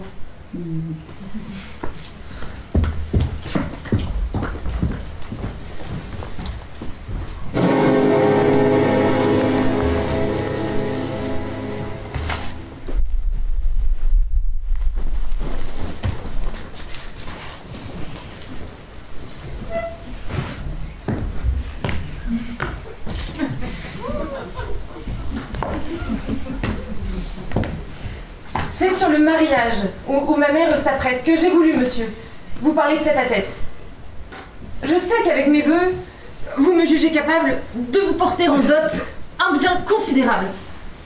Mais l'argent, dont on voit tant de gens faire cas, pour un vrai philosophe, a d'indignes appâts. Si n'est-ce point là ce qui me charme en vous, et vos brillants attraits, vos yeux perçants et doux, votre grâce et votre air, sont les biens, les richesses qui vous ont attiré mes vœux et mes tendresses. C'est de ces seuls trésors que je suis amoureux. Je rends grâce à ces feux généreux. Cet obligeant amour a de quoi me confondre, et j'ai regret, monsieur, de n'y pouvoir répondre. Je vous estime autant qu'on saurait estimé, mais je trouve un obstacle à vous pouvoir aimer. Un cœur, vous le savez, à deux, ne saurait être, et je sens que du mien, qui tendre, s'est fait maître. Je sais qu'il a bien moins de mérite que vous, que j'ai de méchants yeux pour les choix d'un époux, que par 100 beaux talents vous devriez me plaire. Je vois bien que j'ai tort, mais je n'y puis que faire. Le don de votre main, on me fait prétendre, me donnera ce cœur que possède Clitandre. Non! À ces premiers vœux, mon âme est attachée et ne peut de vos soins, monsieur, être touchée. Avec vous, librement, j'ose ici m'expliquer, et mon aveu n'a rien qui vous doive choquer. Si l'on aimait, monsieur, par choix et par sagesse, vous auriez tout mon cœur et toute ma tendresse, mais on voit que l'amour se gouverne autrement.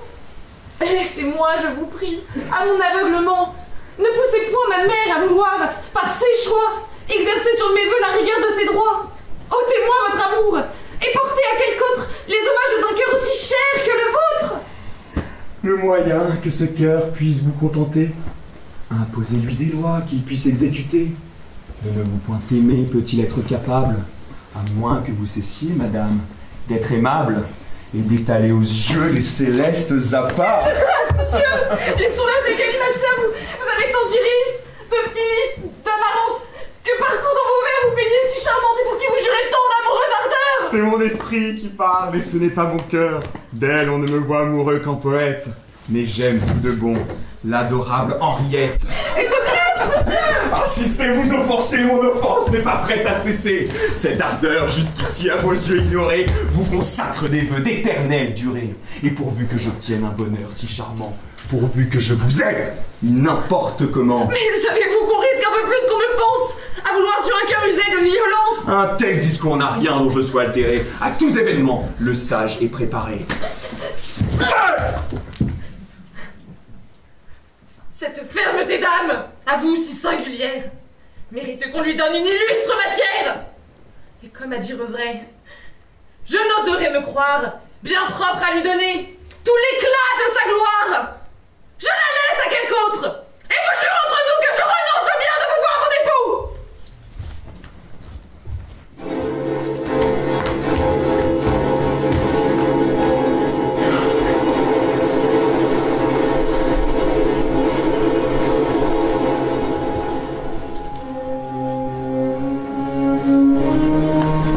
Je prétends, en lieu sûr, mettre votre personne.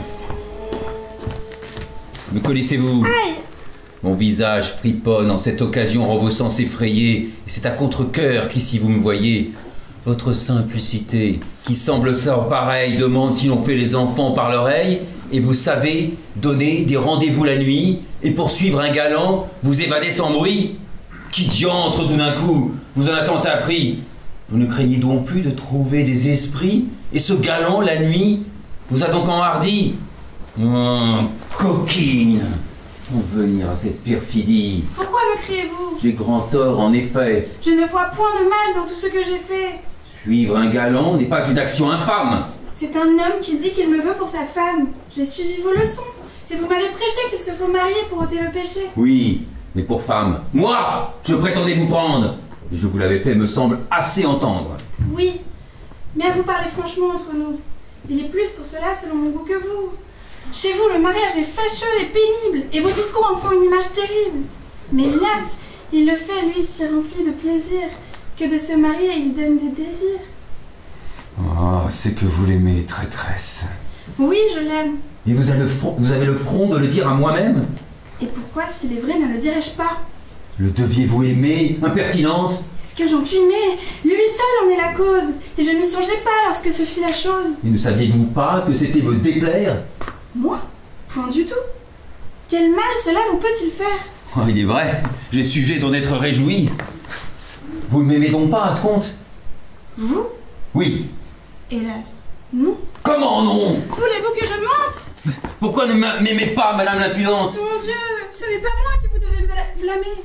Que ne vous êtes-vous comme lui fait aimer? Je ne vous en ai pas empêché que je pense.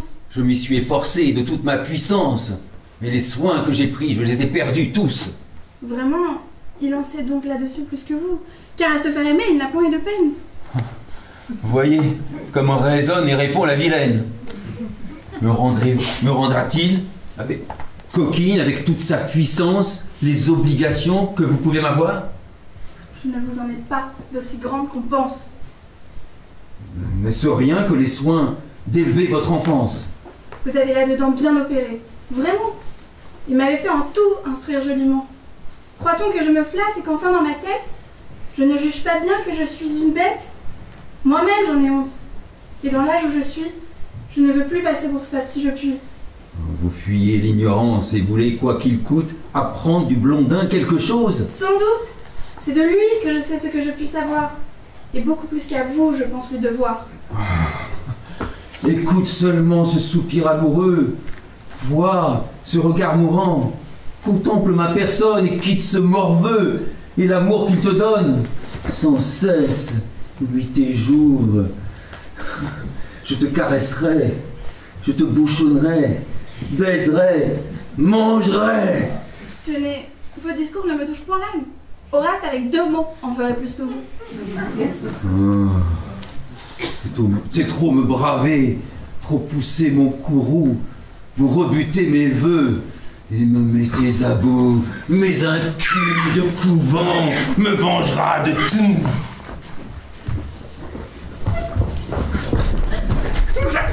Nous allons voir bientôt comment ira l'affaire. Et on a là-dedans fait venir le notaire. Ah, ma fille, je suis bien aise de vous voir. Allons, venez vous en faire votre devoir et soumettre vos vœux aux volontés d'un père. Je veux apprendre à vivre à votre mère, et pour la mieux braver, voilà, malgré ses dents, Martine que j'amène et rétablissez en... Vos résolutions sont dignes de louanges. Gardez que cette humeur, mon père ne vous change. Ne vous relâchez pas et faites bien en sorte d'empêcher que sur vous ma mère ne l'emporte. Me prenez-vous ici pour un bonnet? M'en préserve le ciel. Suis-je infâme, s'il vous plaît? Je n'ai pas dit cela. Me croit-on incapable des fermes sentiments d'un homme raisonnable? Non, mon père. Est-ce donc à l'âge où je me vois, je n'aurais pas l'esprit d'être maître chez moi? Si fait. Et que j'aurais cette faiblesse d'âme de me laisser mener par le nez à ma femme? Si je vous ai choqué, ce n'est pas mon envie. Aucun hors moi dans la maison ne doit commander. Oui, vous avez raison. C'est moi qui tiens le rang de chef de la famille. Fort bien, mon père. C'est moi qui dois disposer de ma fille. D'accord. Je vous ferai bien voir que c'est à votre père qu'il vous faut obéir, non pas à votre mère. Nous allons voir si ma femme a mes désirs. La voici, mais conduis-le au notaire avec elle.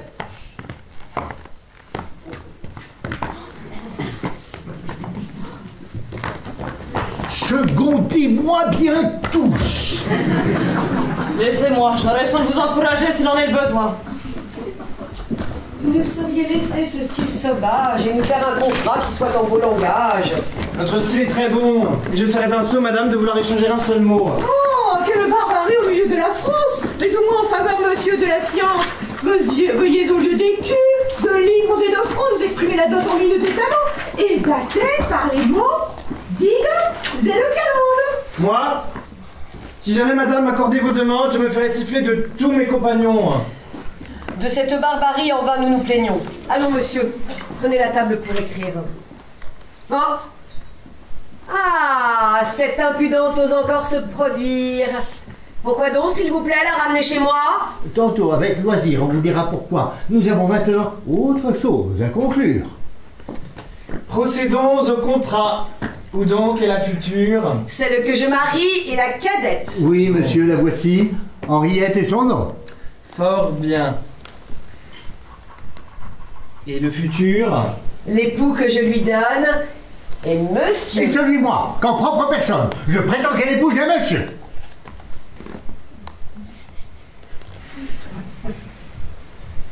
Deux époux? C'est trop pour la coutume.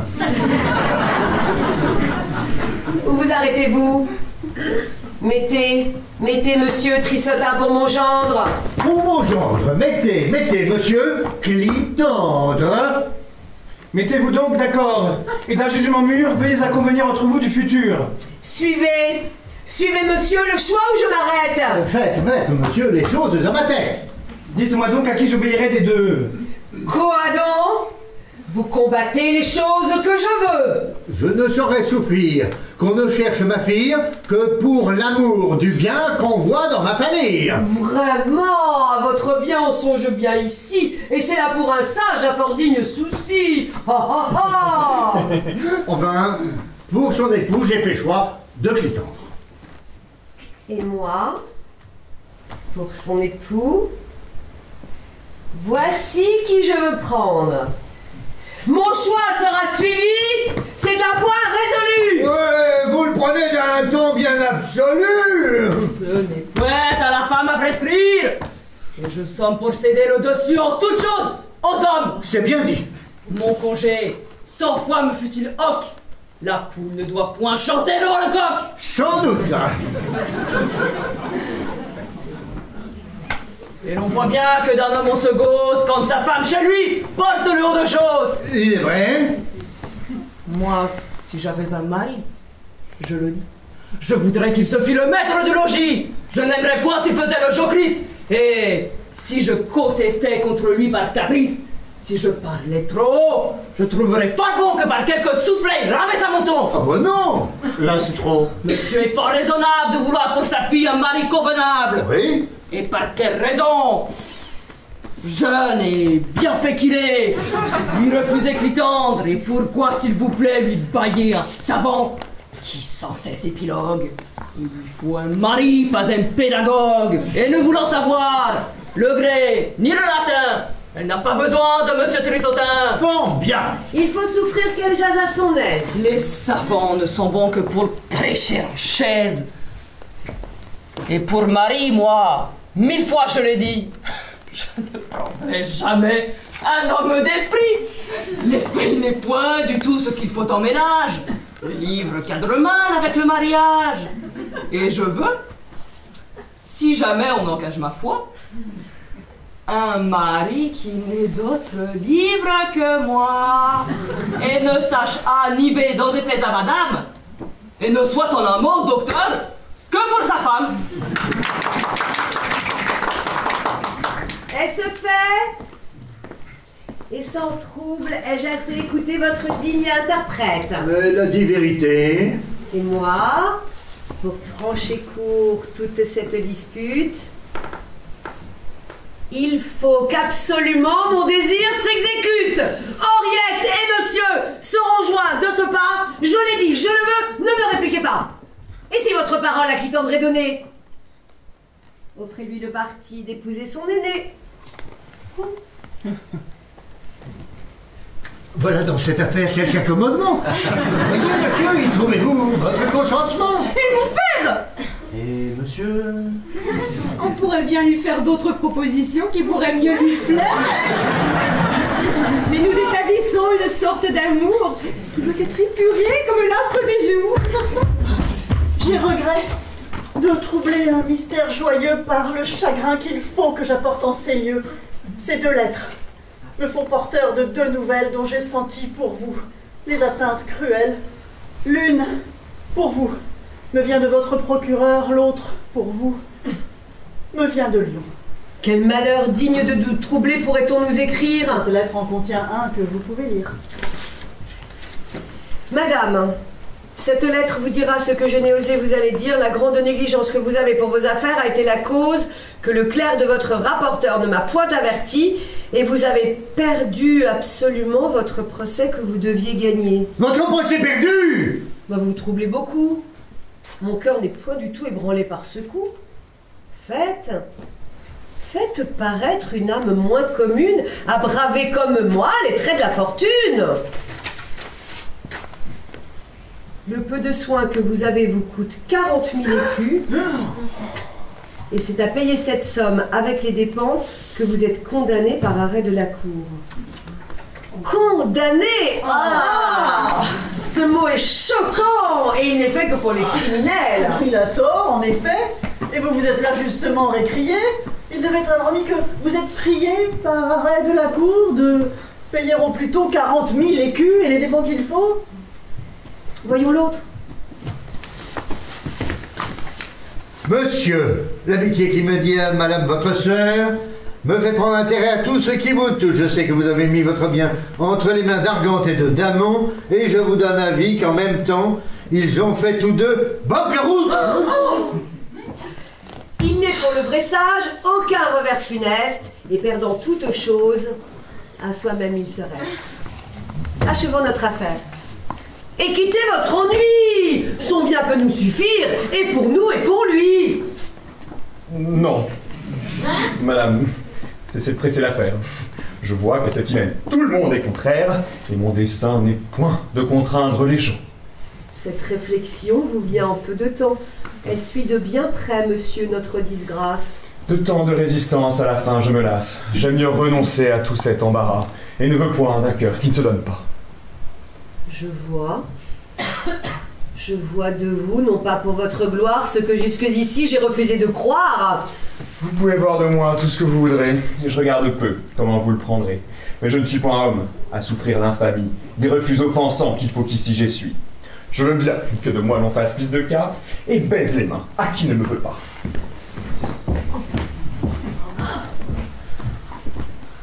Qu'il a bien découvert son âme mercenaire, et que peu philosophe est ce qu'il vient de faire. Je ne me vante point de l'être, mes enfants. Je m'attache, madame, à tout votre destin. Et j'ose vous offrir avec ma personne ce qu'on sait que de bien la fortune me donne. Oh, vous me charmez, monsieur, par ce trait généreux. Et je veux couronner vos désirs amoureux. Oui, j'accorde Henriette à l'ardeur empressée. Je change à présent de pensée. Quoi? Lorsqu'à mon amour, je vois chacun se rendre? Je sais le peu de bien que vous avez qu'il tendre. Je vous chéris assez dans cette extrémité pour ne vous point charger de notre adversité. Tout destin avec vous me peut être agréable. Tout destin me serait, sans vous, insupportable. N'est-ce que ce motif que nous venons d'entendre qui vous fait résister à l'hymen de Clitandre? Sans cela, vous verriez tout mon cœur y courir et je ne fuis sa main que pour le trop chérir.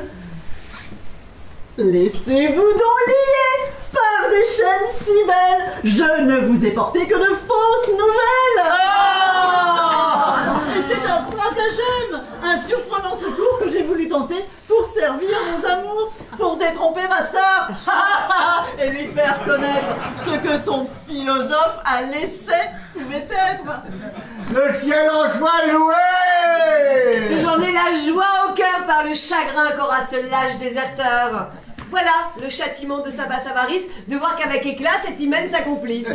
Ah, je le savais bien, moi, que vous l'épouseriez. Ainsi donc, alors vous me sacrifiez? Mais ce ne sera point vous que je leur sacrifie. Et puis vous avez l'appui de la philosophie. Qu'il prenne garde au moins que je suis dans son cœur. Par un prompt désespoir, souvent on se marie, qu'on s'en repent après tout le temps de sa vie. Allons, causeuse, allons! Je veux rester ici. Oh non, dites-nous ce que c'est que ce mystère-ci. Nous le regardons tous sans le pouvoir comprendre. Avec plus de loisirs, je pourrais vous l'apprendre. Jusqu'au revoir. Où donc prétendez-vous aller? Vous ne nous parlez point comme il faut nous parler. Oh.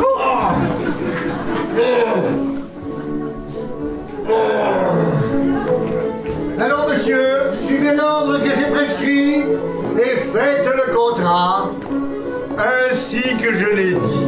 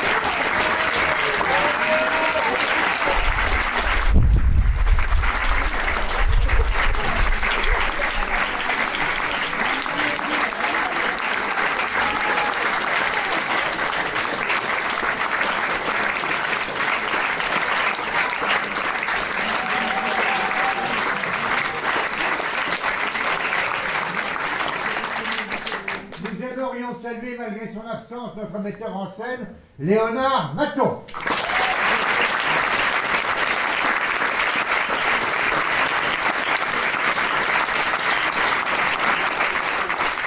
Comme vous avez vu, la salle est pleine, elle déborde, mais il reste heureusement une séance demain. Si vous avez aimé le spectacle, qu'ils viennent nous rejoindre, vos meilleurs amis.